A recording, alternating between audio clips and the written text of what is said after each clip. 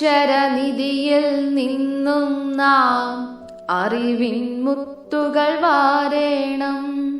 പുസ്തകമെന്നൊരു ചങ്ങാതി ഉത്തമനായൊരു വഴി കാട്ടി. പുസ്തകമെന്നൊരു ചങ്ങാതി ഉത്തമനായൊരു വഴി കാട്ടി. അറിയുക നമ്മൾ ലോകത്തെ വായന എന്നൊരു കർമ്മത്താൽ. വായിച്ചങ്ങനെ വളരേണം, നേടണമെന്നും വിജ്ഞാനം. വായിച്ചങ്ങനെ വളരേണം, അക്ഷരനിധിയിൽ നിന്നും നാം അറിവിൻ മുത്തുകൾ വാരേണം. പുസ്തകമെന്നൊരു ചങ്ങാതി ഉത്തമനായൊരു വഴി കാട്ടി. പുസ്തകമെന്നൊരു ചങ്ങാതി ഉത്തമനായൊരു വഴി കാട്ടി. അറിയുക നമ്മൾ ലോകത്തെ വായന എന്നൊരു കർമ്മത്താൽ. വായിച്ചങ്ങനെ വളരേണം, നേടണമെന്നും വിജ്ഞാനം. വായിച്ചങ്ങനെ വളരേണം, നേടണമെന്നും വിജ്ഞാനം. കൊണ്ട് നമുക്ക് വിവരിക്കാൻ പറ്റില്ല. അത്തരത്തിലുള്ള ഒരു വേദികളാണ് ഞാനിവിടെ ഇരിക്കുന്നത്. അനേകം പുസ്തക പ്രകാശ ചടങ്ങുകൾക്ക് സാക്ഷ്യം വഹിച്ച വേദിയാണ് ഈ ഹാള് വന്ന ശേഷം. നമ്മുടെ അല്ലെ വാൽഷമാഷ, നമ്മളൊക്കെ വാൽഷമാഷ ഉൾപ്പെടെ ഒരുപാട് ഞാൻ തന്നെ ഓരോ പുസ്തകങ്ങൾ അതിൽ പങ്കെടുത്ത് അധ്യക്ഷം വഹിക്കുകയും ഏറ്റുവാങ്ങുകയൊക്കെ ചെയ്തിട്ടുള്ള ഒരാളാണ്. അത്തരത്തിലൊരു ഐശ്വര്യമുള്ള ഒരു ആ രീതിയിൽ ഇവിടെ ഏറ്റവും സന്തോഷം നിറഞ്ഞ ഒരു സാന്നിധ്യത്തിലാണ് ഈ ഷാജികുമാറിൻ്റെ കരങ്ങൾ കൊണ്ടാണത് പ്രകാശിതമായത് എന്നുള്ളത് ഏറ്റവും സന്തോഷം പകരുന്നു. കാരണം ഇപ്പോഴും നിലവിൽ കേരളത്തിൽ മലയാളത്തിൽ ഏറ്റവും ശ്രദ്ധിക്കപ്പെടുന്ന കഥാകൃത്ത്, നോവലിസ്റ്റ് എന്ന നിലയിൽ നമ്മുടെ ഈ വടക്കിൻ്റെ അഭിമാനമായ സ്വകാര്യ അഹങ്കാരമാണ് ഷാജികുമാർ. കാരണം ഷാജിയെ വളരെ എൻ്റെ ഒരു വളരെ ഇളയ അനിയൻ്റെ സ്ഥാനത്താണ് ഷാജിയെ കാണുന്നത്. ഒരുപാട് വർഷങ്ങളായിട്ട് ഷാജി എഴുതി തുടങ്ങുന്ന കാലം മുതൽ ഷാജിയെ അറിയുന്ന ആളാണ് ഞാൻ. കാഞ്ഞങ്ങാട് വെച്ചിട്ടുള്ള കൂട്ടായ്മകളിലൊക്കെ ഷാജിയെ വളരെ അടുത്തറിഞ്ഞ് ഷാജിയുടെ എല്ലാ വളർച്ചയും കണ്ടിട്ടുള്ള ഒരാളാണ് ഞാൻ. ഏതാനും ദിവസങ്ങൾക്ക് മുമ്പാണ് നേരത്തെ ഹരീഷ് വന്നതിൽ പറഞ്ഞതുപോലെ മലയാളത്തിലെ ഗംഭീരങ്ങളായ 2 നോവലുകളുടെ പ്രകാശന കർമ്മം കാഞ്ഞങ്ങാട് വെച്ച് നടക്കുന്നത്. ഇത് രണ്ടിലും സംബന്ധിച്ചിട്ടുള്ള ആളാണ് ഞാൻ. ഷാജിയുടെ മരണവംശത്തിൻ്റെ പ്രകാശനം ബെന്യാമിൻ നിർവഹിക്കുന്നു. ഏതാനും ദിവസം കഴിഞ്ഞ ശേഷം അംബികാസും മാങ്ങാടിൻ്റെ എഴുത്ത് ജീവിതത്തിൻ്റെ 50-ാം വർഷവും അല്ലോഹലിൻ്റെ പ്രകാശനം നടക്കുന്നു. കവിതയൊക്കെ ഉണ്ടായിരുന്നല്ലോ ചടങ്ങിൽ. ഗംഭീരങ്ങളാണ്. വടക്ക് ഒരുപക്ഷെ കേരളത്തിൽ അടുത്ത കാലത്ത് നടന്ന ഏറ്റവും ആളാണ്. മിക്കവാറും എല്ലാ മാസങ്ങളിലും ഒരു 50-25 ഇതിനപ്പുറം ആളുണ്ടാവില്ല. 100 കണക്കിന് ആളുകളുടെ സാന്നിധ്യത്തിലാണ് നാം ആഘോഷിക്കുന്ന ഏറ്റുവാകുന്ന ഈ എഴുത്തുകാരുടെ പുസ്തകങ്ങൾ, കൃതികൾ, നോവലുകൾ കേൾക്കുന്നില്ലേ. പിന്നെ ജനങ്ങൾ വായിക്കുന്നതും ആണ് വേറെ കാര്യം. ഇപ്പോൾ ഷാജിയുടെ മരണവംശം വായിച്ച് എൻ്റെ ഭാര്യ ഇതുവരെ എനിക്ക് ആ പുസ്തകം തന്നിട്ടില്ല. ഷാജി അവൾ വായിച്ച് പൂർത്തിയാകാത്ത നിമിത്തം, കാരണം അത് കയ്യിൽ പിടിച്ച് വെച്ചിരിക്കുകയാണ്. അപ്പോൾ ഞാൻ പറഞ്ഞു വരുന്നത്, ഇത്തരത്തിലുള്ള എഴുത്തുകാർ നമ്മുടെ വടക്ക് നിന്നും വരികയും സന്തോഷിക്കാനും ഉൾപ്പെടെയുള്ള ഈ എഴുത്തുകാരാണ് ഒരുപക്ഷെ മലബാർ പ്രദേശത്തിൻ്റെ ചരിത്രവും പുരാവൃത്തവും കെട്ടുപടഞ്ഞു കിടക്കുന്ന ഒരു വലിയ ക്യാൻവാസാണ് അവിടെ കാഴ്ചവെക്കുന്നത്. അല്ലോഹലിനാവട്ടെ അതും അങ്ങനെയാണ്. അപ്പോൾ ഒരു സി വി രാമപിള്ളയുടെ മാർത്താണ്ഡവർമ്മയെ പോലെ ചരിത്രാക്കിയൊക്കെ നമുക്ക് അവിടെ വിടാം. ഒരുപക്ഷെ കേരളത്തിൻ്റെ സമഗ്രമായ ഷാജി എനിക്ക് തോന്നുന്നു കേരളത്തിൻ്റെ സമഗ്രമായ ചരിത്രം നമ്മുടെ ഒരു എളിയ വായനയിൽ എനിക്ക് തോന്നിയിട്ടുള്ളത്. ഇപ്പം ഷാജിയുടെയൊക്കെ പുസ്തകം ഇനി കൂടുതൽ ചർച്ച ചെയ്യപ്പെടാൻ ഇരിക്കുന്നതേ ഉള്ളൂ. അതിൻ്റെ ആ രീതിയിൽ ഇവിടെ വായനാ സമൂഹം അവരുടെ കൈകളിലൊക്കെ വന്നത് അത്ര ഗൗരവത്തിൽ അവർ വന്നുകൊണ്ടിരിക്കുന്നേ ഉള്ളൂ എന്നാണ് എനിക്ക് തോന്നുന്നത്. അല്ലോഹലിൽ ഉൾപ്പെടെ അത്തരത്തിലുള്ള സജീവമായ ചർച്ചകളിലൂടെ നമ്മുടെ ഭാഷയ്ക്ക്, നമ്മുടെ സാഹിത്യത്തിന് ലഭിച്ച ഇത്തരത്തിലുള്ള പ്രാദേശിക ഭാഷയുടെ മാത്രമല്ല ഈ നോവലിലെ പല കഥാപാത്രങ്ങളും എൻ്റെ മുന്നിൽ ഇരിക്കുകയാണ് എന്ന് എനിക്കറിയാം. അബ്ദുൽ ഒരുപാട് കഥാപാത്രങ്ങൾ തൻ്റെ പരിസരത്ത് നിന്ന് അബ്ദുള്ള കണ്ടെത്തിലാണ്. ഇവര് പലരും ഈ നോവലിലെ കഥാപാത്രമാണ്. അങ്ങനെ മനോഹരമായ തൻ്റെ ചുറ്റുവട്ടത്തിൽ നിന്ന് കഥയുടെ കന്നഡ, കേരളം, വേണ്ട എഴുതാനും വേണ്ടിയിട്ടുള്ള പ്രിയപ്പെട്ട കാസർഗോഡ് കവി രാധാകൃഷ്ണൻ ഇവിടെ തുടങ്ങുകയാണ്. പ്രഗത്ഭനായ കവി വിഭക്തികളൊക്കെ ആയി അറിയപ്പെടുന്ന പ്രിയപ്പെട്ട പണ്ടക്കൽ അടുത്താണ് ബാബി ബാരി എന്ന അരീഷിന്റെ കഥാ പുസ്തകം ചർച്ച ചെയ്യപ്പെട്ടത്. നമ്മുടെ സദസ്യ ചർച്ച ചെയ്തു. പ്രധാന നടപടികൾ നിയന്ത്രിക്കുന്നത് കാസർഗോഡത്തെ കുറെ ഇച്ഛമാരാണ്. അവിടുത്തെ ജോലി നിയന്ത്രിക്കുന്നത്, അവിടുത്തെ ആളുകളെ നിയന്ത്രിക്കുന്നത്, അവിടെ കൃഷിയെ നിയന്ത്രിക്കുന്നത് ഒക്കെ കാസർഗോഡത്തെ ഇച്ഛമാരാണ്. അത് അതിന്റെ സ്വന്തം പരിചയമാണ്. ഇത് നമുക്കും തീർച്ചയായിട്ടും നമുക്ക് അനുഭവപ്പെടും. മറ്റു ദേശങ്ങളിൽ പോയാൽ അവിടെ ഒമാനുള്ള മലയാളികൾ ഉണ്ടാവും. ആ മലയാളികൾ മിക്കവാറും കാസർഗോഡ് തിരിച്ചവരായിരിക്കും. അവിടെ പ്രാമുഖ്യം നേടുന്നു. ആ പ്രാമുഖ്യം നേടുന്ന കാഴ്ച നമുക്ക് ഈ കപ്പിനാലയിലും കാണാം. ഈ ഖനനം ഇപ്പോൾ പല പ്രദേശത്ത് മാത്രമല്ല, ടൗണിൽ പോലും ഇവിടെ വേണമെങ്കിൽ ഒരാൾക്ക്, ഈ കാസർഗോഡ് ടൗണിൽ വേണമെങ്കിൽ ഒരാൾക്ക് ഖനനം നടത്താൻ അനുമതി വാങ്ങാൻ പറ്റുന്ന ഒരു അവസ്ഥയാണെന്നുള്ളത്. അപ്പോൾ ഈ മലപ്രദേശത്ത് അങ്ങനെ ചെയ്യുന്നതിൽ ഒരു അതിശയമൊന്നുമില്ല. ആൾക്കാർ എതിർക്കും, ജോലികൾ നടന്നുകൊണ്ടേയിരിക്കും, ഖനനം നടന്നുകൊണ്ടേയിരിക്കും. അതേമാതിരി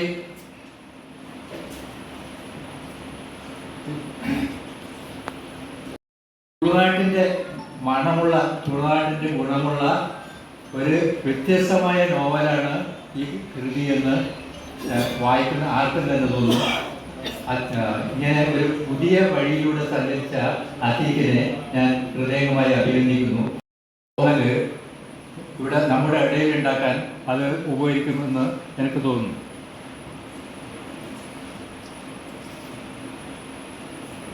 പിന്നെ അവിടുത്തെ ആളുകളുടെ തൊഴിലൊക്കെ പട്ടണ പ്രദേശത്തിരിക്കുന്ന നമുക്ക് വലിയ വിചിത്രമായിട്ട് തോന്നാം. ഈ അരക്ക് ശേഖരിക്കുന്നത് നമ്മൾ ആദ്യമായിട്ട് കേൾക്കുന്നതാണ്. അവിടുത്തെ നാട്ടുപുറത്തുകാരുടെ ഒരു വലിയ തൊഴിലാണ് മരങ്ങളിൽ നിന്ന് അരക്ക് ശേഖരിക്കുന്ന രീതി. അതേമാതിരി അവിടുന്ന് തേൻ ശേഖരിക്കുന്ന രീതി, ഇതൊക്കെ നമ്മളെ സംബന്ധിച്ചോളം വളരെ ജയരാജ സൂചിപ്പിച്ച പോലെ നമ്മുടെ പ്രാദേശിക ഭാഷ തുളുവിന് പ്രാമുഖ്യം നൽകുന്ന ഒരു നോവലാണിത്. അവിടുത്തെ ആളുകൾ 6-7 ഭാഷ സംസാരിക്കുന്നുണ്ട്. അവർക്ക് അതിനെ അറിയുകയും ചെയ്യാം. പക്ഷേ അത്തീക്കല്ലിൽ എടുത്തു കാണിച്ചിരിക്കുന്നത് തുളുവിന് മാത്രമാണ്. തുളു സംസാരം അവിടെ എടുത്തു കൊടുത്തിരിക്കുന്നത്, അതിൻ്റെ മലയാളവും കൊടുത്തിരിക്കുന്നത് ഈ തുളുനാട്ടിൻ്റെ പ്രാധാന്യം വിളിച്ചോതുന്ന കൃതിയായിട്ട് അതിനെ മാറ്റുന്നത് അങ്ങനെയാണ്. നമ്മുടെ നാട്, ഈ നാട് അറിയാം, ഈ നമ്മുടെ ആസ്പത്രിയുടെ കോമ്പൗണ്ടിൽ ഉണ്ടായിരുന്ന മരങ്ങളൊക്കെ എങ്ങനെ മുറിച്ച് കടത്തപ്പെട്ടു എന്നുള്ളത് നമ്മൾ ഈയിടെ വായിച്ചാണ്. പിന്നെ ഈ കാട്ടുപ്രദേശത്തുള്ള മരങ്ങളെ കുറിച്ച് നമുക്ക് പറയേണ്ട കാര്യമില്ല. എങ്ങനെ മുറിച്ച് കിടക്കുന്നു, എങ്ങനെ അതിൽ നിന്ന് പണം നേടുന്നു, എങ്ങനെ ആളുകളെ വലിയിക്കുന്നു, സർക്കാരിനെ വലിയിക്കുന്നു ഒക്കെ അത്തീക്കിൽ വളരെ ഭംഗിയായിട്ട് വിവരിച്ചിട്ടുണ്ട്. ഈ മുഖേർ, ബില്ലവർ, ബണ്ടർ, മൂല്യന്മാർ, ഇങ്ങനെ ഒരുപാട് തുളു സംസാരിക്കുന്ന ആൾക്കാരുണ്ട്. ബ്രാഹ്മിൻസ് എല്ലാം വളരെ കുറവാണ്. അവരുടെ മാതൃഭാഷ തുളുവാണ്. അതുകൊണ്ടാണ് അത്തീക്ക് തുളുവായിട്ടുള്ള ഒരു അടുപ്പം അവിടെ പുലർത്തിയത്. തുളുവായിട്ടുള്ള ഒരു ഗവേഷണത്തിൻ്റെ ഭാഗമായ ഒരു പുസ്തകം ഇറക്കിയത്. ഇതൊരു നാട്ടിലെ ചരിത്രമാണ്. ഒരു വ്യക്തിയുടെ മാത്രമല്ല, ഒരു കുടുംബത്തിൻ്റെ മാത്രമല്ല, ഒരു നാട്ടിലെ ചരിത്രയും കൂടിയാണ് കപ്പിനാലെ ഉദ്ദേശിക്കുന്നതാണ് ഞാൻ മനസ്സിലാക്കിയത്. ഡോക്ടർ ശിവരാമ കാരന്തിൻ്റെ ചുവന്ന തുടി, പിന്നെ വെട്ടത ജീവ, ഈ നോവലുകളിലെല്ലാം പ്രാദേശികമായിട്ടുള്ള പാത്രങ്ങളും പരിസരങ്ങളും. ഈ പുസ്തകം ഇപ്പോൾ സ്വാഗത പ്രസംഗത്തിൽ പറഞ്ഞു, പ്രസാദങ്ങൾ പറഞ്ഞു, ഇവിടെ കുമാരമാഷ് പറഞ്ഞു. ഈ പുസ്തകത്തിൻ്റെ ആ വില വളരെ വിലപ്പെട്ടതാണ്. ഇതിൻ്റെ സ്ഥാനം, തുളുനാട്ടിനെ കുറിച്ച് ഒരുപാട് അധ്യയനങ്ങൾ, ഗവേഷണങ്ങൾ ഇവിടെ നടന്നിട്ടുണ്ട്. തുളു ഭാഷ സംസ്കാരത്തിനെ കുറിച്ചും നാട്ടകയെ കുറിച്ചും ഇവിടെ ഒരുപാട് ഗവേഷണങ്ങൾ നടന്നിട്ടുണ്ട്. അധിക ഗവേഷണം നമ്മുടെ കാസർഗോഡ് പ്രദേശത്തിൻ്റെ ആൾക്കാരാണ് നടത്തിയത്. കുമാരനാശി നോവലുകൾ ട്രാൻസ്ലേഷൻ ചെയ്യുന്ന ഒരു കൃതിയാണെന്നാണ് ഞാൻ മനസ്സിലാക്കിയത്. അത് ഒരു ചെറുകഥയായാലും നോവലായാലും വേറെ രൂപത്തിലുള്ള കൃതിയായാലും നമ്മുടെ മനുഷ്യൻ്റെ അസ്തിത്വം, മനുഷ്യൻ്റെ ജീവിതം, മനുഷ്യൻ്റെ നിലനിൽപ്പ്, മനുഷ്യൻ്റെ ചരിത്രം, മനുഷ്യൻ്റെ ഭാവി, മനുഷ്യൻ്റെ വർത്തമാനം, ഈ എല്ലാ കാലഘട്ടത്തിൽ നമുക്ക് മനസ്സിലാക്കാൻ പറ്റുന്ന രീതിയിലുള്ള ഒരു പുസ്തകമായിട്ട് ഞാൻ ഇതിനെ കാണുന്നു. ഭാവി തലമുറയ്ക്ക് വേറെ അധികമൊന്നും ഞാൻ പറയാൻ ഉദ്ദേശിക്കുന്നില്ല. അതിബേബിൻ്റെ ഇനിയും നല്ല കൃതികളെ കൊണ്ട് മലയാള സാഹിത്യത്തിന് നല്ല ഒരു സംഭാവന ചെയ്തിട്ട് തുളുനാടിനെ കുറിച്ചും ഇനിയും പഠിക്കാനുള്ള ഒരു അവസരം അവർക്ക് ഉണ്ടാവട്ടെ എന്ന് പറഞ്ഞുകൊണ്ട് എല്ലാ ആശംസകളും നേർന്നുകൊണ്ട് എൻ്റെ അക്ഷരങ്ങളുടെ ഒരു പുഴ കാസർഗോഡിൻ്റെ തിരുമാലയിലൂടെ ഒഴുകി തുടങ്ങിയിരിക്കുകയാണ്. ആ പുഴയുടെ സംസ്കാരം, ആ പുഴയുടെ ഒഴുക്ക്, ആ പുഴയുടെ സൗന്ദര്യമൊക്കെ ഷാജികുമാറും കുമാരമാഷൊക്കെ വിളിച്ചിരുന്നു. എന്നെ അത്ഭുതപ്പെടുന്നത് ഈ സദസ്സിലേക്ക് നോക്കിയായിരുന്നു. നേരത്തെ സ്വാഗത പ്രസംഗത്തിന് ഷെരീഫ് കാസർഗോഡിന്റെ എത്രയോ വർഷങ്ങൾ അദ്ദേഹം അത് ആ നോവൽ കൊണ്ട് നടന്നിട്ടാണ് അദ്ദേഹം എഴുതുന്നത്. 5-8 വർഷം തന്നെ അദ്ദേഹം ആ നോവൽ എഴുതാനെടുത്തു.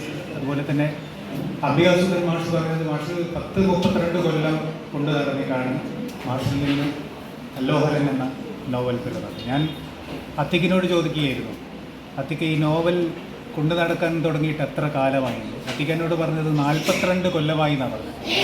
അത്തിക്കിനിപ്പോൾ 55 വയസ്സാണ്. അപ്പോൾ 42 കൊല്ലം അത്തിക്ക് കൊണ്ട് അതുപോലെ തന്നെയാണ്. മറ്റൊരു കാര്യം, നമ്മളിപ്പോൾ പറയുമ്പോൾ ചരിത്രവും നോവലും എന്ന് പറയും. ഞാനതിനോട് യോജിക്കുന്നു. കാരണം ചരിത്രത്തിൻ്റെ വഴിയിൽ നടക്കും, നോവലിൻ്റെ വഴിയിൽ നടക്കും. ഒരിക്കലും ഒരു സർഗാത്മക എഴുത്തുകാരനെയും ചരിത്രകാരനെയും ഒരിക്കലും ഒരു വഴിയിൽ കണ്ടുപിടിക്കില്ല. അവരൊരിക്കലും പരസ്പരം ചേരില്ല. ചരിത്രകാരൻ്റെ വഴിയെ പോകും, നോവലിസ്റ്റിൻ്റെ വഴിയെ പോകും. കാരണം എപ്പോഴും ഈ ചരിത്രത്തിലും ഫിക്ഷനിലും സംഭവിക്കുന്ന ഒരു കാര്യം എന്ന് പറഞ്ഞാൽ ചരിത്രവും കഥയും തമ്മിൽ എപ്പോഴും കലഹിച്ചുകൊണ്ടേയിരിക്കും. അങ്ങനെയൊരു കലമ്പൽ എന്തായാലും മാണ്. കേൾക്കാത്ത സംഗീതം അതിനേക്കാൾ മധുരമായിരിക്കും എന്ന് പറഞ്ഞ പോലെ വായിച്ചില്ല എങ്കിൽ കൂടിയും ആ വായിച്ചതിനേക്കാൾ മധുരകരമായിട്ട് തോന്നുന്നുണ്ട്. ഇപ്പോൾ ഈ പുസ്തകം കിട്ടിയിട്ടാകുമ്പോൾ ഒരു നോവലിൻ്റെ ലാഘവം ഉണ്ടാവും എന്ന് എനിക്ക് തോന്നുന്നില്ല. ചെറിയ ചെറിയ കഥകൾ പോലെ തലമണയുത്സവം, തലമണപ്പുഴയിലൂടെ പൊട്ടിച്ച യക്ഷിയുടെ കബിനാലിലെ യക്ഷികൾ എന്നൊക്കെ പറയുമ്പോൾ ഒരു കഥ പോലെ വായിച്ച് പോകാൻ പറ്റും. വളരെ നമ്മളെ അത്രയും സന്തോഷ ആക്കും, വായനാസുഖം നൽകും എന്നുള്ള കാര്യത്തിൽ ഇത്തരം തലക്കെട്ടുകൾ തന്നെ നമ്മളോട് സംസാരിക്കുന്നുണ്ട്. അപ്പോൾ എന്തായാലും വായിച്ചിട്ട് എവിടെയെങ്കിലും പറ്റുമെങ്കിൽ എഴുതും ഒന്നുകൂടി അറിയിക്കുകയാണ്. പിന്നെ പ്രഭാരട്ടം പറഞ്ഞ പോലെ സാഹിത്യമൊക്കെ ജനങ്ങളുടെ മനസ്സിൽ അല്ലെങ്കിൽ വായിക്കുന്ന വായനക്കാരൻ്റെ മനസ്സിൽ സ്നേഹം വിടർത്തുന്നതായിരിക്കും. മൈക്കലാഞ്ചലോയുടെ പണിശാലയിൽ ഒരാൾ പെട്ടെന്ന് കയറും. അപ്പോൾ ഇയാൾ ശില്പം ചെയ്തുകൊണ്ടിരിക്കുകയാണ്. അപ്പോൾ ഈ കയറി വന്ന സന്ദർശകൻ ഇതൊക്കെ നോക്കിക്കണ്ടിട്ട് മൈക്കിളോട് ചോദിച്ചു, അല്ലയോ മൈക്കൽ, എങ്ങനെയാണ് ആ മരക്കുറ്റിയെ ഒരു ആനയായിട്ട് രൂപാന്തരപ്പെടുത്തുന്നത്? അപ്പോൾ മൈക്കൽ പറഞ്ഞു, അതിനെന്താ സഹോദര, വിഷ്പ്രയാസാണ്. അതിൽ ആ മരക്കുറ്റിയിൽ ആനയുടെ ഇതല്ലാത്ത ഭാഗങ്ങൾ ചെത്തിക്കളഞ്ഞാൽ അത് ആനയായിട്ട് മാറും എന്ന് പറഞ്ഞു. അതേപോലെ കയ്യും കാലും തലയും കണ്ണും മറ്റു അവയവങ്ങളൊക്കെ ഉണ്ടായാലും നമ്മുടെ മനുഷ്യന്മാരാവുന്നില്ല. അവിടെ കരുണ വേണം, മനുഷ്യത്വം വേണം, മാനവിക ബോധം വേണം, ഇതൊക്കെ ഉണ്ടാവണം. ഇതൊക്കെ ഈ സാഹിത്യകാരന്മാർക്കും വേണം. നമ്മളൊക്കെ എഴുതുമ്പോൾ വിശ്വദർശന വിശ്വമാനികതയൊക്കെ ഇങ്ങനെ പറയും. നമ്മുടെ നോവലിലും നമ്മുടെ കഥകളിലും നമ്മുടെ കവിതകളിലൊക്കെ ഇതിനങ്ങ് പൊലിപ്പിച്ച് വരും. പക്ഷേ ഇവൻ്റെ ഉള്ളിൽ ഈ സാധനം തൊട്ട് തീറ്റി ഉണ്ടാവില്ല. ഇപ്പം നമ്മളെ ഒരു നോവൽ വന്നിട്ടാകുമ്പോൾ തന്നെ നമ്മുടെ നാട്ടിൽ കണ്ട കുഴപ്പങ്ങൾ കണ്ടതാണ്. എന്തിനാണ് അത് ഉണ്ടാക്കിയതെന്ന് പോലും അത് ഉണ്ടാക്കിയവർക്ക് രേഖപ്പെടുത്താനുള്ളത് ഷാജിയാണ്. അതായത് മരണവംശം വായിച്ചു കഴിഞ്ഞ് ഷാജിയുടെ കാലത്ത് നിന്നാണ്. അപ്പോൾ പറയണ്ടല്ലോ ബാക്കി വെച്ചിട്ടുണ്ട്. അതായത് ഈ ഒരു അവസ്ഥയില് പ്രധാനമായിട്ട് പറയാനുള്ളത് എന്താണെന്ന് വെച്ചാൽ ഗൗരവപരമായിട്ട് പറയുകയാണെങ്കിൽ കാസർഗോഡിന്റെ ഒരു ചരിത്രം പരിശോധിക്കുകയാണെങ്കിൽ ഇതെന്ന് പറഞ്ഞാൽ ഒരു പീക്ക് ടൈമാണ്. കാസർഗോഡ് സാഹിത്യം അല്ലെങ്കിൽ കാസർഗോഡിന്റെ ചരിത്രം അതൊക്കെ ഇങ്ങനെ കത്തിലെത്തുന്ന ഒരു സമയം എന്ന് പറഞ്ഞാൽ പറയാം. കാരണം ആദ്യമായിട്ട് പറയുകയാണെങ്കിൽ ഇതിന്റെ ഒരു തുടക്കം എനിക്ക് ഫീൽ ചെയ്തിട്ടുള്ളത് റഹ്മാൻ ഷാന്റെ വാക്കിന്റെ വടക്കൻ വഴികളിൽ നിന്നാണ്. അത് മാപ്പിള സാഹിത്യത്തിൽ നിന്ന് തുടങ്ങി പിന്നീട് അങ്ങോട്ട് മരണവംശത്തെ കുറിച്ച് ഞാൻ ഒന്നും പറയുന്നില്ല, എഴുതിയതിനെ കുറിച്ച് ഒന്നും പറയുന്നില്ല. കാരണം എഴുതുകാരൻ ഇരിക്കുന്നതിനെ കൂടുതൽ പൊക്കി പറയുന്നത് ശരിയല്ല.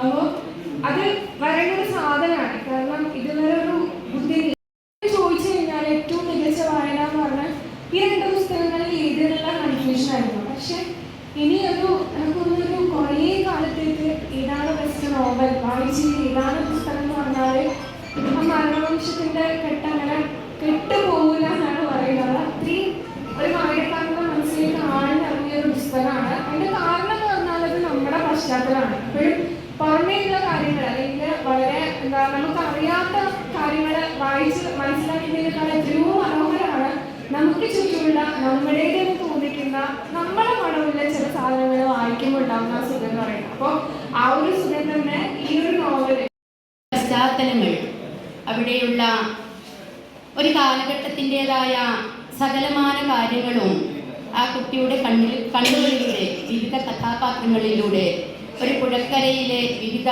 രൂപങ്ങൾ പോലെ മനസ്സിലേക്ക് ഒപ്പിയെടുത്ത് അത് അക്ഷരക്കൂട്ടങ്ങളിലൂടെ വായനക്കാരുടെ മുന്നിലെത്തുമ്പോൾ അത് നമ്മുടെ കഴിഞ്ഞുപോയ ഒരു കാലഘട്ടത്തിൻ്റെ കഥ പറയൽ കൂടി, അല്ലെങ്കിൽ കഴിഞ്ഞുപോയ മനുഷ്യരുടെ ജീവിതത്തിൻ്റെ തുടിപ്പുകളും അവരുടെ വികാര വിചാരങ്ങളും അവർ സമൂഹത്തിലേക്ക് നൽകിയ പാഠങ്ങളും അവർ നടന്നുപോയ വഴികളിലുള്ള നന്മകളുടെ മരങ്ങളുടെയും ചില്ലകളിൽ പൂവിട്ട പൂവുകളുമൊക്കെ മനുഷ്യരെ എത്രത്തോളം സമകാലീന ലോകവുമായി തട്ടിച്ചുകൊണ്ട് പഴയ വിവിധ കാലഘട്ടത്തിലേക്ക് എത്രത്തോളം നമുക്ക് ഉൾക്കൊള്ളാൻ പറ്റും എന്നുള്ളതിൻ്റെ ഒരു ആവിഷ്കാരം കൂടിയാണ് ഖർബിനാലെ എന്ന ഈ നോവൽ എന്ന് നമുക്ക് വ്യക്തമായി പറയുവാൻ വേണ്ടി സാധിക്കും.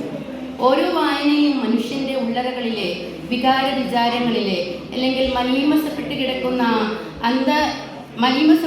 കിടക്കുന്ന ഭാഗങ്ങളെ കഴുകിക്കളഞ്ഞുകൊണ്ട് അവിടെ പ്രകാശത്തിൻ്റെ വെളിച്ചം പരത്തുവാൻ വേണ്ടി ഓരോ വായനയും നമ്മൾ സഹായിക്കുമ്പോൾ ആ വായന നമ്മുടെ ഇടയിലുള്ള എഴുത്തുകാരുടെ ഇടയിൽ നിന്നാകുമ്പോൾ ആ വായനയുടെ തോതുകൾ അല്ലെങ്കിൽ അതിൻ്റെ ചുവടുകൾ നമ്മുടെ സമീപ പ്രദേശങ്ങളിലെ നമ്മുടെ പ്രാദേശിക ചുറ്റുപാടുകളിൽ നിന്നും ഉയർക്കൊണ്ട അക്ഷരങ്ങളിലൂടെയാകുമ്പോൾ അത് നമുക്ക് കൂടുതൽ ഉത്തേജനവും ഉണർവും നമ്മുടെ മനസ്സിലായി. കരിമ്പിന്നീര് കുറുക്കി ശർക്കരയുണ്ടാക്കുന്ന ഒരു നാടിൻ്റെ കഥ പറയാൻ പഴയ കാലത്ത് 40 വർഷത്തോളം പഴക്കമുള്ള ഓർമ്മകൾ ചീകയെടുത്ത് അല്ലെങ്കിൽ ചികഞ്ഞെടുത്ത് അദ്ദേഹം ശർക്കര ഉണ്ടാക്കുകയാണ്.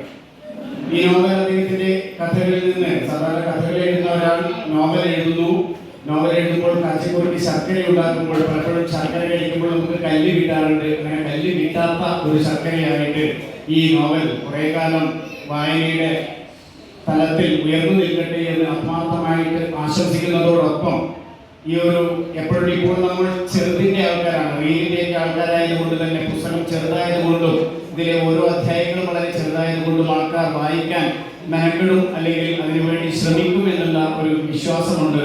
എന്തായാലും ഈ ഒരു ചടങ്ങിൽ പങ്കെടുക്കാൻ സാധിച്ചതിനുള്ള സന്തോഷം പങ്കുവെച്ചുകൊണ്ട് അത്തീഖ് ബേവിഞ്ച എന്ന പ്രിയപ്പെട്ട എഴുത്തുകാരന്, നല്ല മനസ്സിനുടമയായ സുഹൃത്തിനെ ഇനിയും ഒരുപാട് എഴുത്തിൻ്റെ മേഖലയിൽ തിളങ്ങാൻ സാധിക്കട്ടെ എന്നും ഈ ഒരു പുസ്തകം മികച്ച രീതിയിൽ വായിക്കപ്പെടട്ടെ എന്നും ഒരിക്കൽ കൂടി ആശംസിച്ചുകൊണ്ട് നിർത്തുന്നു. സദസ്സിലെ ഒരാളെ നിങ്ങൾക്ക് എല്ലാവർക്കും പരിചയപ്പെടുത്തണമെന്ന് എനിക്ക് തോന്നുന്നു. കാരണം നമ്മുടെ സാഹിത്യ സദസ്സുകൾക്കൊക്കെ വളരെ ദൂരെ നിന്ന് വന്ന് നമ്മളെ ഏറെ സന്തോഷിപ്പിക്കുന്ന ഒരു വ്യക്തിയുടെ എഴുതിയിട്ടുണ്ട്. ആളുടെ പേരാണ് കരിഷ്മ. ടീച്ചറാണ്. ഒരു മിനിറ്റ് ഒന്ന് എഴുതിയിരിക്കട്ടെ. അപ്പുറവും ഇപ്പുറവും കരിമ്പിൻ്റെ തോട്ടത്തിൽ നടുവിൽ ഒഴിച്ചു പോകുന്ന ഒരു കനാലിൻ്റെ അർത്ഥമായിട്ടാണ് അപ്പം അങ്ങനെ ഒരുപാട് ഉടഞ്ഞ തിരിഞ്ഞ അർത്ഥങ്ങളൊക്കെ ഉള്ളതൊക്കെ അത് അടുത്ത പ്രാവശ്യം ചെയ്യുമ്പോൾ എഴുത്തുകാരനെ ശ്രദ്ധിക്കണം എന്നൊരു അഭ്യർത്ഥനയുണ്ട്. പുസ്തകം വായിക്കണം. അങ്ങനെ നോക്കിയിട്ട് പോലെ ഇങ്ങനെ വലിയ പുസ്തകമാണെന്ന് വെച്ചു. എത്ര പേജുണ്ട്? അങ്ങനെ വലുതല്ല, ഒരു സാധാരണയുള്ളത്. അങ്ങനെ അവരുടെ 2-3 ഡെസ്ക് ഉണ്ട്. ഡെസ്കിന് മുകളിലെ ഡെസ്കിലൊക്കെ ഇടാം. അത് വലിയ 500 രൂപയുടെ ഇടാം. മിഡിലിൻ്റെ ഡെസ്കിൽ അവിടെ ആഭരണങ്ങളൊക്കെ ആയി. അതിൻ്റെ താഴെയുണ്ട്. അത് പിന്നെ ഈ ഭിക്ഷയ്ക്ക് വരുന്ന 10-100 ഒക്കെ 50 കൊടുക്കുന്നത്. അതിൽ നിന്ന് ഒരു 100 രൂപ എടുത്തിട്ട് അതിൻ്റെ പോക്കറ്റ് ഉണ്ട്. എനിക്ക് ചിലവ്, ഇന്നത്തെ ചിലവ്. അതെടുത്ത് ഇങ്ങോട്ട് വന്ന് നോക്കുമ്പോൾ പുസ്തകത്തിൽ ശരിയാണ്, അത്ര തന്നെ വേണ്ടില്ല. എന്നിട്ടൊരു ചോദ്യമുണ്ടായി, ഈ പുസ്തകങ്ങൾ ഇങ്ങനെ ആഴ്ചയ്ക്ക് ഏകദേശം എല്ലാ ആഴ്ചകളും 1-2 വാങ്ങുന്നുണ്ട്, ഇത് വായിക്കാറുണ്ടോ എന്നൊരു ചോദ്യം. അതൊരു വളരെ കാര്യമായ റൈറ്റേഴ്സ് ഉണ്ട്. എന്നാലും അവരുടെ മുമ്പിൽ വരുന്നില്ല. അവരുടെ മുമ്പിൽ നമ്മൾ കൊണ്ടുവരണം. അപ്പോൾ ഈ മാതിരിയുള്ള കവികളെ കഴിയുന്നത്ര പ്രോത്സാഹിച്ച് അവരുടെ മുമ്പിൽ കൊണ്ടുവരാം. അതേമാതിരി കുട്ടികളെ, ഒരു കുട്ടികളെ ഇപ്പോൾ പുസ്തകങ്ങൾ വായിക്കുന്നില്ല, അത് വായിക്കാൻ വേണ്ടിയിട്ടുള്ള പ്രോത്സാഹനം നമ്മൾ കുട്ടികൾക്ക് കൊടുക്കണം. അപ്പോൾ എന്താണെന്നല്ല, അവരൊരു ബർത്ത്ഡേ വന്ന് നമുക്കൊരു ഗിഫ്റ്റ് ആയിട്ട് പുസ്തകം തന്നെ നൽകണം. Instead of giving dum dresses, toys and all, it's better give them a book എന്നാണ് ഞാൻ പറഞ്ഞത്. അപ്പോൾ ഇപ്പോൾ പിന്നെ ഈ സ്റ്റേജിൽ ഇരിക്കേണ്ട ഒരുപാട് കവികളുടെ താഴെ ഇരുന്നിട്ടുണ്ട്. നമ്മളെ വനിതക്കൊരു ഞങ്ങൾ താഴെ ഇരുന്നുള്ളതാണ്. അപ്പോൾ thanks to mister Athik and all team members who are gathering here. Thank you. എൻ്റെ പ്രിയപ്പെട്ട സുഹൃത്ത് ആതിക്കിൻ്റെ വിശേഷപ്പെട്ട ഒരു ദിവസമാണ്. ആ വിശേഷ എല്ലാം ഫേസ്ബുക്കിലാണ്. ഇപ്പോൾ ഈ പുസ്തകം ഒരു ഏറ്റുവാങ്ങിയത് ഒരു സുഹൃതം ചെയ്ത കരങ്ങളാണ്. നമ്മുടെ കുമാരൻ മാഷ് ഇന്ന് അംഗീകാരങ്ങളുടെ അംഗീകരിക്കപ്പെട്ട് ചരിത്രത്തിൽ ഇടം നേടിയിരിക്കുന്ന ഒരു സന്ദർഭമാണ്. കുമാരൻ മാഷാണ് എൻ്റെ ആദ്യ പുസ്തകം ഏറ്റുവാങ്ങിയത്.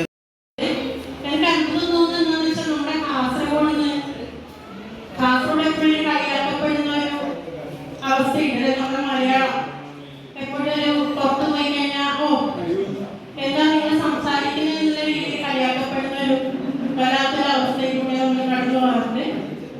പക്ഷെ എനിക്ക് അതിശയം തോന്നുന്നത് ഈ ഒരു കാസർഗോഡ് നിന്ന് ഇത്രയും നല്ല മലയാളത്തിൽ സാഹിത്യ പുസ്തകങ്ങൾ പ്രകാശിപ്പിക്കപ്പെടുന്നുണ്ട് എന്നതാണ്. വളരെയധികം സന്തോഷം തോന്നുന്നു. എന്തായാലും ഈ പുസ്തകം നന്നായിട്ട് വായിക്കപ്പെടട്ടെ എന്ന് ആശംസിക്കുന്നു. പുസ്തകം ധാരാളമായിട്ട് ചർച്ച ചെയ്യപ്പെടട്ടെ എന്ന് ആശംസിക്കുന്നു. ഈ പുസ്തകത്തിൻ്റെ പേര് കണ്ടപ്പോൾ, ഈ ഖബ്ബിനാലെ എന്ന പേര് കണ്ടപ്പോൾ നേരത്തെ പലരും പറഞ്ഞതുപോലെ അതൊരു പ്രത്യേകതയുള്ള പേരായിട്ട് എനിക്ക് തോന്നി. പിന്നീടാണ് അതൊരു സ്ഥലത്തിൻ്റെ പേര് ആണ് എന്ന് മനസ്സിലായത്. അപ്പോൾ സ്ഥലത്തിൻ്റെ പേര് ഇപ്പോൾ കാണിച്ച കബ്ബിനാലെ, നമ്മൾ കാക്കാന്നൊക്കെ എഴുതുമ്പോഴുള്ള കബ്ബിനാലെ ആണ്.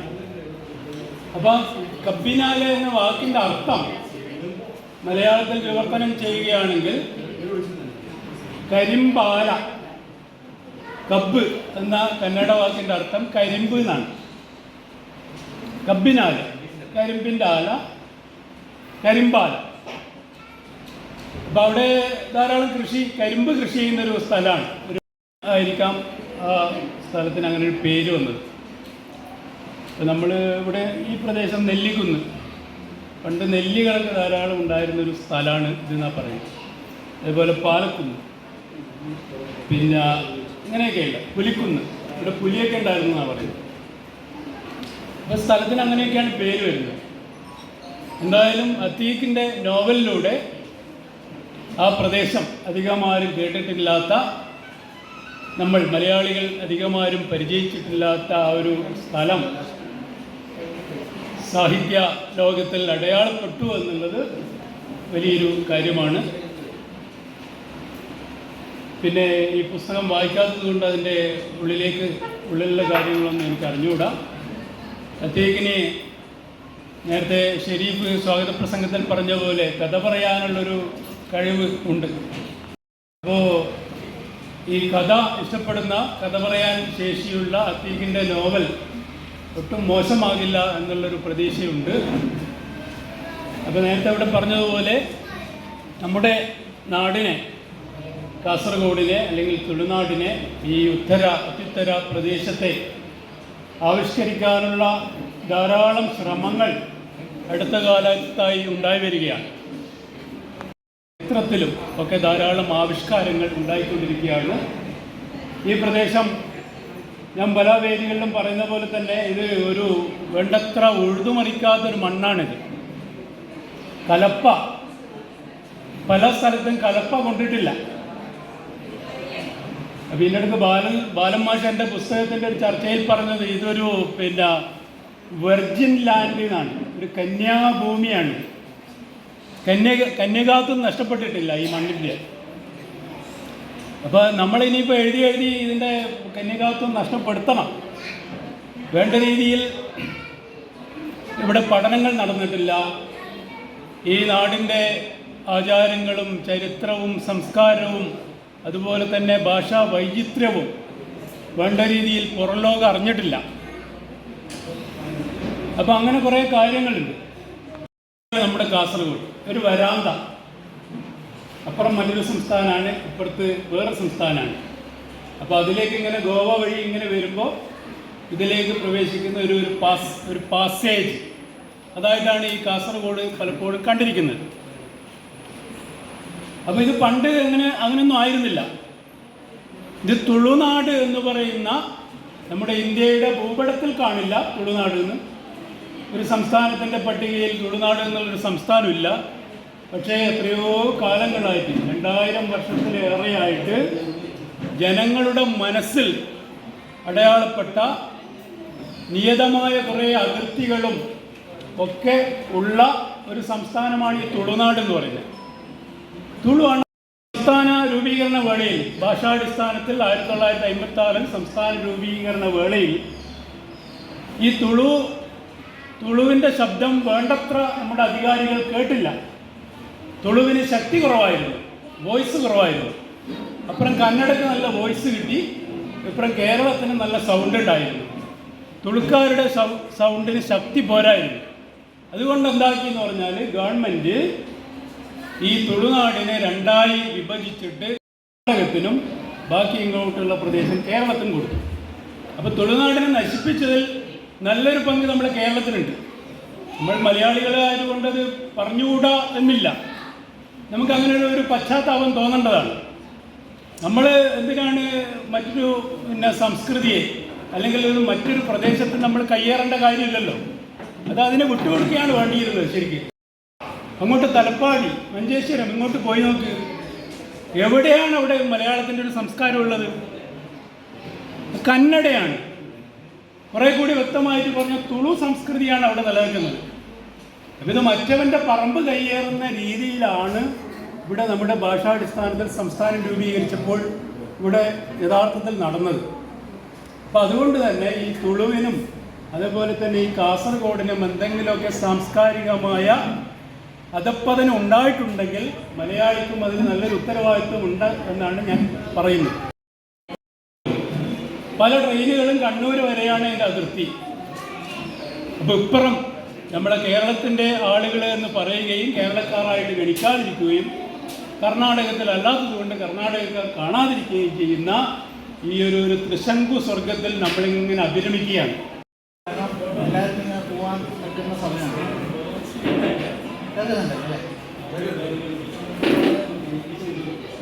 ഇതിനെപ്പറ്റി പുസ്തകത്തിനെ പറ്റൊന്നും കൂടുതൽ പറയുന്നതിൽ കാര്യമില്ലാന്ന് തോന്നുന്നു. കാരണം പുസ്തകം വായിച്ചിട്ടല്ല, വായിക്കാണ്ടിരിക്കുന്ന വായിച്ചിട്ടാകുമ്പോൾ ചർച്ചകളൊക്കെ സംഘടിപ്പിക്കാം. ഈ ഒരു കഥ കുറേ കാലമായിട്ട് ഞാൻ ചെറുപ്പത്തിൽ 10-15 വയസ്സിലാണ് ഞാൻ 9ാം ക്ലാസ് പഠിക്കുമ്പോൾ അവിടെ ഉണ്ടായിരുന്നു ഈ പറയുന്ന സ്ഥലത്ത് ഇതിനകത്ത്. അപ്പോൾ ഉള്ള ഇത് എൻ്റെ മനസ്സിൽ നിന്ന് മുഴുവനായിട്ട് മറന്നുപോയിട്ടുണ്ടായിരുന്നു കുറേ കാലം. ഇപ്പം ഞാൻ ഏതോ ഒരു ലാറ്റിൻ അമേരിക്കൻ നോവൽ അത് വായിക്കുമ്പോൾ പെട്ടെന്ന് എന്തുകൊണ്ട് ഈ മാന്ത്രികത നമ്മുടെ ഇന്ത്യൻ സാഹിത്യത്തിലുണ്ടല്ലോ, നമ്മുടെ അടുത്ത് തന്നെ ഉണ്ട്. നമ്മുടെ ഓർമ്മകളുണ്ട്, നമ്മുടെ ഗ്രാമങ്ങളിലുണ്ട്. ഗ്രാമങ്ങൾ ഇതിലേക്ക് ഔദ്യോഗിക രാഘവ മാഷ് പറഞ്ഞ പോലെ ഗ്രാമങ്ങൾക്ക് നമ്മുടെ നിത്യഗ്രാമങ്ങൾക്ക് എല്ലാവരും ഒരു മാതൃകയുടെ രക്ഷിക്കഥ പോലെയാണ് നിത്യഗ്രാമം. അപ്പോൾ ഞാൻ എനിക്ക് വലിയ കോൺഫിഡൻസ്, ഞാൻ ആദ്യത്തെ നോവലാണ്, വലിയ കോൺഫിഡൻസ് ഉണ്ടായിരുന്നില്ല. പിന്നെ അപ്പോൾ ഞാൻ ആദ്യത്തെ ഒരു 3 അധ്യായം ഇതിനെ കുറിച്ച് എഴുതി മാങ്ങാടത്തിന് അയച്ചു കൊടുത്തു. അദ്ദേഹം ഈ 3 അധ്യായം വായിച്ചിട്ട് ഞാൻ പറഞ്ഞു ഇത് തുടരണം മാഷെ, നിങ്ങൾ നോവലിൻ്റെ ഇതുണ്ടോ സെറ്റപ്പ് എന്നൊക്കെ ചോദിച്ചു. മാഷ് പറഞ്ഞു ഗോഹൈഡ് മാഷനെ ഒരു വാട്സപ്പിലായിരുന്നു ഗോഹൈഡ്. അങ്ങനെയാണ് നിങ്ങൾ ഈ നോവൽ മുമ്പോട്ട് പോയത്. പിന്നെ അങ്ങനെ ഈ നോവൽ പോയി പിന്നെ വായനക്കാർ തീരുമാനിക്കട്ടെ. ചിലപ്പോൾ ഇപ്പോൾ ഏത് നോവലും നമ്മുടെ പിന്നെ കൊട്ടിഘോഷിക്കുന്ന ഏത് നോവലും ചിലപ്പോൾ ചവറ്റുകൊട്ടയിലേക്കായിരിക്കും പോവാം. ചിലപ്പോൾ വായനക്കാർ ഏറ്റെടുക്കുകയാണെങ്കിൽ ചിലപ്പോൾ വലിയൊരു ലെവലിൽ വായിക്കപ്പെടുക. അതിന് പ്രസാധകർ തീരുമാനിക്കുന്ന ഇതാണ്. വായനാ ലോകം എന്ന് പറയുന്നത് പുസ്തകം എന്ന് പറഞ്ഞാൽ വലിയ പ്രസാധകർ തീരുമാനിക്കുന്നതാണ്. ആ നോവലിന് ഇത്ര വൈപ്പും എഴുത്തുകാരനോട് പറഞ്ഞ് എഴുതിക്കുന്നതാണ്. 400 പേജ് വേണം കേട്ടോ വലിയ പ്രസാധകർ നോവൽ, അല്ലെങ്കിൽ നമുക്ക് വിറ്റ് അത് പൈസ ഉണ്ടാക്കാൻ പറ്റുള്ളൂ. വലിയ പ്രസാദം അങ്ങനെയാണ് 400 പേജിൻ്റെ നോവലുകളാണ് ഇപ്പോൾ വരുന്നത്. അത് പ്രസാധകർ പറഞ്ഞിട്ട് എഴുതിക്കുന്നതാണ്. അപ്പം അങ്ങനത്തെ കാലമാണ്. അങ്ങനെയുള്ള കാലത്ത് നമ്മുടെ പോലെ പിന്നെ അരികുവൽക്കരിക്കപ്പെട്ട എഴുത്തുകാരുടെ വലിയ നിലനിൽപ്പൊന്നുമില്ല. നമ്മുടെ വലിയ അല്ലേ അങ്ങനെ ഒരുപാട് എഴുത്തുകാർ പിന്നെ എഴുത്തുകാർ സൈഡിൽ അരികുവൽക്കരിക്കപ്പെട്ടില്ല. കാരണം നമുക്കൊന്നും ആ ഒരു വിൽപ്പനയുടെ ഒരു കൺസ്യൂമർ ഒരു ലോകത്തേക്കൊന്നും നമുക്ക് നമ്മളെ പ്രചരിപ്പിച്ച് ചെയ്യാൻ നമുക്ക് പറ്റില്ല. നമ്മളത് കുറ്റപ്പെടുത്തുന്നല്ല, അങ്ങനെയുള്ള സാഹചര്യം കേരളത്തിലുണ്ട്. അപ്പൊ നമ്മളെ പോലെ എഴുത്തുകാരെ സൈഡിൽ നമ്മളത്. അപ്പോൾ അങ്ങനെയാണ്. പിന്നെ ഓക്കെ, ഞാൻ ഇപ്പോൾ കൂടുതൽ പറയുന്നില്ല. പിന്നെ ഏതായാലും ഇതിൽ പങ്കെടുത്ത കുടുംബാംഗങ്ങൾ, സഹോദരങ്ങൾ, സുഹൃത്തുക്കൾ, എഴുത്തുകാർ എല്ലാവരും ഞാൻ വിളിച്ച ഇപ്പം ഇന്ന് ഒരു പ്രശ്നം എന്താ വെച്ചാൽ ആളുണ്ടാവുന്ന തീരെ പ്രദേശത്തില്ല. ഇന്നലെ നല്ല മഴയായിരുന്നു. അപ്പോൾ ഞാൻ പിന്നെ അപ്പോൾ എന്നോട് സുഹൃത്ത് പറഞ്ഞു, വിളിച്ചു, പിന്നെ കാഞ്ഞങ്ങാട് വിളിച്ചു. ഉള്ളപ്പോൾ 2-3 മാസം കൊണ്ടൊക്കെ അങ്ങനെ ഒരു നല്ലൊരു മനസ്സിൽ ആളെ തന്നെ ഇതിൻ്റെ പ്രകാശനം ചെയ്യാൻ പറ്റിയെന്ന് എനിക്ക് വളരെ സന്തോഷം. അതുപോലെ നമ്മുടെ നാടിന് കേരള സാഹിത്യ അക്കാദമി അവാർഡ് കൊണ്ടുവന്ന ആളാണ് പിന്നെ നമ്മുടെ നാട്ടിലേക്ക് തുളുനാട്ടിലേക്ക് എത്തിച്ച വലിയ എഴുത്തുകാരനാണ് കുമാരമാഷ്. ഒരുപാട് നിങ്ങൾക്ക് എല്ലാവർക്കും അറിയുന്നത് പോലെ ഹിന്ദിയും കന്നഡയും ഒരുപാട് ട്രാൻസ്ലേഷനൊക്കെ വന്നിട്ടുണ്ട്. പക്ഷേ ഒരുപാട് വായിക്കപ്പെടുന്നുണ്ട്. പിന്നെ കന്നഡയും ഹിന്ദിയുമാണ് പ്രധാനമായിട്ട്. കുമാരമാഷ് ഇതിൻ്റെ ഈ പുസ്തകം ഏറ്റുവാങ്ങാൻ കുമാരമാഷ് കിട്ടിയെന്നുള്ളതിൽ വളരെ സന്തോഷം. അധ്യക്ഷൻ വയ്ക്കാൻ യാദർച്ഛികമായിട്ട് അഷ്റഫ് അലി എപ്പോഴും എന്താണെന്നറിയാം, വളരെ സ്നേഹം പ്രകടിപ്പിക്കുന്ന ഒരാളാണ് Ashraf Ali. Many things about his past, about his family, his experiences in life and his travels. And the stories that would light up his eyes is mostly the ones from childhood. And this is one such story. And when he told the story, right, when he read the draft, first to us, me and my twin, his eyes was like lighting up, and he was telling stories from his childhood, his parents. And these kind of stories have left a big imprint on him and influenced a lot in his life. And learning from these experiences is a big deal for us because we get to see the times we never lived. So thank you all for coming and making this day a very happy one. Thank you all.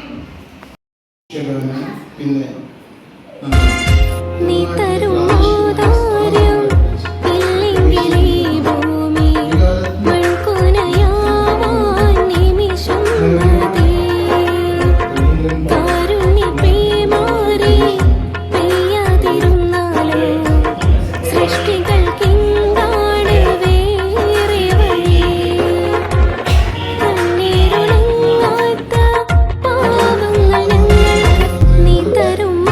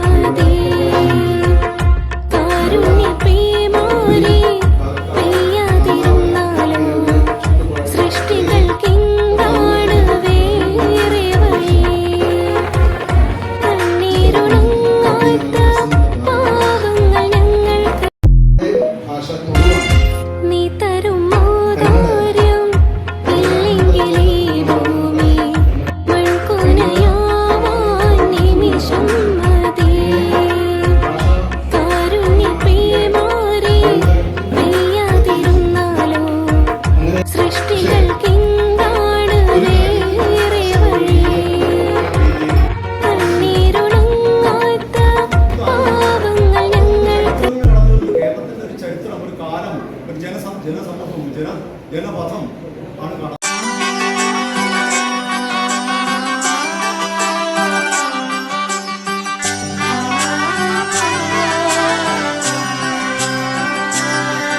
ഇവളണിയും പൊന്നല്ലേ കനവുണരും ദിനമല്ലേ മുഞ്ചത്തി പെണ്ണിൻ നിൻ മനം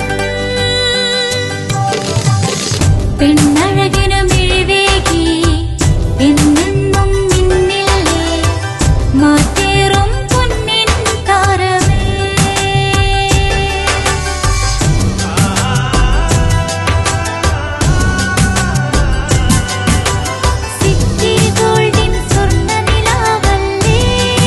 City Gold, Gold and Diamonds, Kerala and Karnataka, the glow of purity.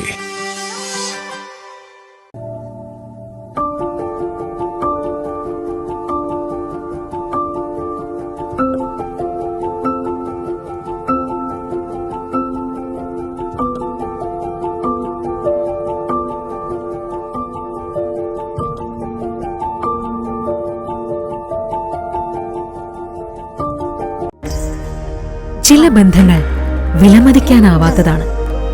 അതിന്റെ സൗന്ദര്യം പറഞ്ഞറിയിക്കാനാവില്ല. 4 നൂറ്റാണ്ടിന്റെ സുവർണ പാരമ്പര്യം. City gold, gold and diamonds മറ്റേതിനേക്കാളും മികച്ചത് നൽകുമെന്ന ഉറപ്പ് എന്നെ ഞാനാക്കി മാറ്റി. ശരിയാണ്, അത് അത്രമേൽ അമൂല്യമാണ്. യഥാർത്ഥ 916 സ്വർണ്ണാഭരണങ്ങളുടെ വിപുലമായ showroom city gold, gold and diamonds. ഇനി ചെറുവത്തൂരിലും പൊന്നിന് പൂക്കാലം. City gold, gold and diamonds, Cheruvathur, Kerala, Karnataka. Venus Trading and Services, your trusted partner in Qatar. Looking for reliable services in Qatar? Welcome to Venus Trading and Services, your trusted partner near Al Said Bakery in Muntasa, Doha. Let us introduce our range of activities. At Venus Trading and Services, we offer certificates attestation in India and Qatar, legal translation in several languages, police clearance certificates, data flow and prometric, company formation, health card services. Our experienced team ensures smooth and hassle-free processes. Choose Venus Trading and Services as your trusted partner in Qatar. Contact us today, 55488910. Venus Trading and Services, near Al Said Bakery in Muntasa, Doha. Partner with Al Farha Tours and Service. ലക്ഷ്യം മികച്ച ജോലിയാണെങ്കിൽ പഠിക്കാം റൂട്രോണിക്സിന്റെ government അംഗീകൃത കോഴ്സുകൾ. കേരളത്തിലുടനീളമുള്ള അംഗീകൃത പഠന കേന്ദ്രങ്ങൾ വഴി SSLC, +2, diploma, degree പഠനം പൂർത്തിയാക്കിയവർക്ക് ഇപ്പോൾ അപേക്ഷിക്കാം. SC/ST വിദ്യാർത്ഥികൾക്ക് 100% സൗജന്യവും ഒപ്പം മറ്റ് വിഭാഗങ്ങൾക്ക് നിബന്ധനകളോടെ 20% വരെ ഫീസ് ഇളവിലും പഠിക്കാൻ അവസരം. PSC നിയമനങ്ങൾക്ക് യോഗ്യമായ ഗവൺമെന്റ് അംഗീകൃത കോഴ്സുകൾ കൂടാതെ റൂട്രോണിക്സ് സർട്ടിഫൈഡ് കോഴ്സുകളും തിരഞ്ഞെടുക്കാം. കമ്പ്യൂട്ടർ പരിജ്ഞാനം നേടാം, ജോലി സാധ്യതകൾ കൂടുതൽ ഉറപ്പുള്ളതാക്കാം. കേരള സ്റ്റേറ്റ് റൂട്രോണിക്സിലൂടെ സുരക്ഷിതമായ ഭാവിക്ക് ഉറപ്പുള്ള അടിത്തറ. വിളിക്കൂ 9072-767-005 or visit www.eduskilling.com. ഈ ക്ലാസ് മുറികൾ ഇനി സജീവമാവുകയാണ്. പുതിയ അധ്യയന വർഷത്തിലേക്ക് തയ്യാറെടുക്കുന്ന എല്ലാ പ്രിയ കൂട്ടുകാർക്കും കേരള പോലീസിന്റെ സ്വാഗതം. വീട്ടിൽ നിന്നും സ്കൂളിലെത്തുന്നവരെയും സ്കൂളിൽ നിന്നും തിരികെ വീട്ടിലെത്തുന്നവരെയും കുട്ടികളുടെ സുരക്ഷയ്ക്കായി പോലീസ് നിങ്ങളോടൊപ്പമുണ്ട്. അതിലേക്കായി ഒരു വിദ്യാർത്ഥി സുരക്ഷാ പദ്ധതി തന്നെ ഈ അധ്യയന വർഷം പോലീസ് നടപ്പിലാക്കുന്നുണ്ട്. സ്കൂളുകളിൽ മാത്രമല്ല, യാത്രാമധ്യയുള്ള എല്ലാ മേഖലകളിലും നിരീക്ഷണം ഉറപ്പിക്കുന്നതാണ് പോലീസിന്റെ ഈ പുതിയ പദ്ധതി. സ്കൂൾ ബസ്സുകളിലെ ഡ്രൈവർമാർ, കണ്ടക്ടർമാർ, മറ്റു ജീവനക്കാർ നിർബന്ധമായും പോലീസ് ക്ലിയറൻസ് സർട്ടിഫിക്കറ്റ് എടുത്തിരിക്കണമെന്ന് നിർദ്ദേശം നൽകിയിട്ടുണ്ട്. സ്കൂൾ വിദ്യാർത്ഥികളെ ലക്ഷ്യമിട്ടുള്ള ലഹരി സംഘങ്ങളെ കുരുക്കുന്നതിനായി സ്കൂളുകൾ, കോളേജുകൾ, ട്യൂഷൻ സെന്ററുകൾ എന്നിവിടങ്ങളെല്ലാം ശക്തമായ പോലീസ് നിരീക്ഷണവും പെട്രോളിംഗും ഏർപ്പെടുത്തിയിട്ടുണ്ട്. സ്കൂൾ പരിസരത്ത് പതിവായി തമ്പടിക്കുന്നവരെയും വന്നുപോകുന്ന കച്ചവടക്കാരെയും പോലീസ് വാച്ച് ചെയ്യുന്നുണ്ട്. സ്കൂളുകളുടെ പരിസരത്തുള്ള കടകളിൽ ലഹരി വസ്തുക്കൾ വിൽക്കുകയോ സൂക്ഷിക്കുകയോ ചെയ്യുന്നുണ്ടോ എന്നറിയുവാൻ പോലീസിന്റെ നിരീക്ഷണം ഏർപ്പെടുത്തിയിട്ടുണ്ട്. ലഹരി വിൽപ്പന സംബന്ധമായ എന്തെങ്കിലും വിവരങ്ങൾ നിങ്ങൾക്ക് ലഭിക്കുകയാണെങ്കിൽ നിങ്ങൾ ഉറപ്പായും 112-ൽ വിളിച്ചറിയിക്കുകയോ യോദ്ധാവ് വാട്സാപ്പ് നമ്പറിൽ മെസ്സേജ് ചെയ്യാവുന്നതുമാണ്.